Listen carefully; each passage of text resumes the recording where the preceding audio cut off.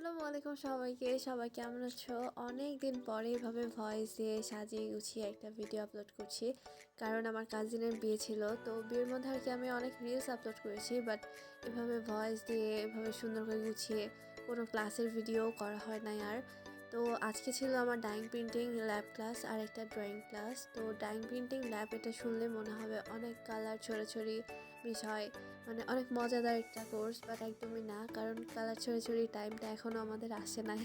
তো এখন আমরা করছি ম্যাথ। আর ম্যাথ যেখানে থাকবে সেখানে আমি শেষ, মানে আমি শেষ।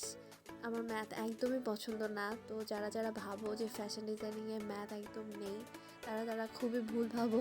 কারণ এটা আমিও ভাবছিলাম, আর আমি খুবই ভুল ভাল ভাবছিলাম ভেবে আমি খুবই বড় একটা ভুল করে ফেলছি আর কি। তো যাই হোক, ম্যাথ তুমি যেখানে যাও সেখানে থাকবেই, এটাই এখন আমি মেনে নিছি যে হ্যাঁ, এখন আমাকে ম্যাথ করতেই হবে যেভাবেই হোক। আর আজকে মানে আমরা তো গ্রুপ ওয়াইজ কাজ করি। তো আজকে আমাদের গ্রুপের অনেকে আসে নাই, তো আমরা দুইজনই ছিলাম। এই জন্য সাফা আমাকে দিয়ে সব কাজ করিয়েছে, কারণ আমি খুবই ফাঁকিবাজ। আমি এগুলো মানে করি না, খুব কম করি। তো আজকেও আমাকে শেখানোর জন্যই মেনলি আমাকে দিয়ে জোর করে আর কি করিয়েছে। তারপরে দেখো, মানে আমরা যে ম্যাথটা করি সেই ম্যাথ অনুযায়ী আর কি, মানে আমাদেরকে একটা স্যাম্পল দেওয়া হয়। তো স্যাম্পল অনুযায়ী আমরা ওয়েট বের করি, দেন ম্যাথ করি, অ্যান্ড তারপরে সেটাকে মেশিনের মধ্যে দেওয়া হয়। আর এই যে দেখো, এটা আমাদের ম্যাম। ম্যাম আসলে অনেক দুষ্টু।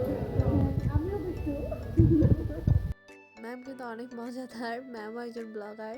আর ম্যাম সবসময় আমাকে উৎসাহ দেয়। তো যাই হোক, তারপরে 1 ঘন্টার জন্য ডাই করার জন্য দেওয়া হলো মেশিনে।